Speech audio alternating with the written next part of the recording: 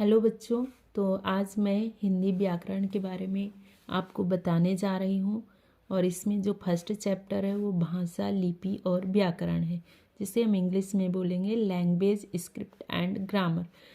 लेकिन आज अभी जो हम इस पार्ट में पढ़ेंगे वो है भाषा, जिसको हम बोलते हैं लैंग्वेज, जो हमारे लिए सबसे इम्पोर्टेंट है।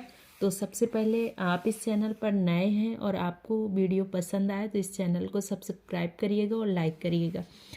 चलें हम देखते हैं। मनुष्य एक समाज में रहता है, उसे अपने मन के भावों और विचारों को दूसरे के सामने प्रकट करना होता है।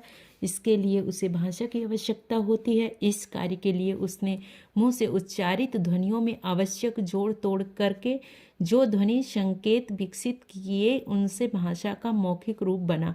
हजारों वर्षों तक भाषा मौखिक रूप में ही फलती फूलती रही। विकास क्रम में ध्वनि संकेतों के लिए लिखित चिन्हों का व्यवहार होने लगा। विभिन्न भौगोलिक क्षेत्रों में बटे अलग अलग मानव समुदाय में अलग अलग भाषाओं का विकास हुआ।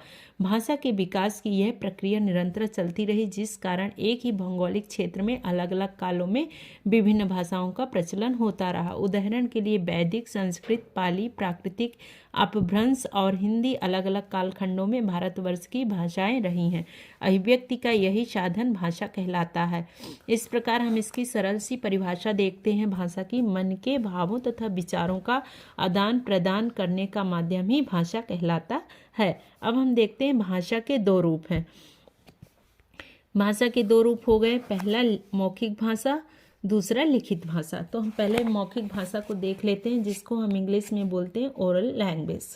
मुख से बोलकर, यानी जो मुख से बोलकर अपने मन के भावों को प्रकट करना तथा सुनकर दूसरे के मन के भावों को समझना ही भाषा कहलाता है। यानी हम जो बोलते हैं, जैसे कहानी सुनना हो गया, सुनाना हो गया, ये न्यूज़ समाचार सुनना हो गया, पत्र पढ़ना हो गया या न्यूज़ समाचार पढ़ना हो गया, तो ये सब किसके अंतर्गत आते हैं? मौखिक भाषा की। दूसरा है लिखित भाषा, इंग्लिश में बोलेंगे रिटन लैंग्वेज। तो लिखकर अपने मन के भावों को प्रकट करना तथा पढ़कर दूसरे के मन के भावों को समझना ही लिखित भाषा कहते हैं। जैसे यहाँ पे एग्जाम्पल दिया हुआ है, राहुल कंप्यूटर पर ईमेल कर रहा है। तो ऐसे और भी एग्जाम्पल होंगे, जैसे हम पत्र लिख रहे हैं या किताब लिख रहे हैं, तो जो हम लिख रहे हैं वो लिखित भाषा के अंतर्गत आएगा। एक भाषा और होती है संकेतिक भाषा, जिसका है तो हम इशारों से बात करते हैं, उसको संकेतिक भाषा कहते हैं। लेकिन संकेतिक भाषा का प्रयोग साहित्य के अंतर्गत नहीं किया जाता, इसलिए व्याकरण में भाषा के दो ही रूप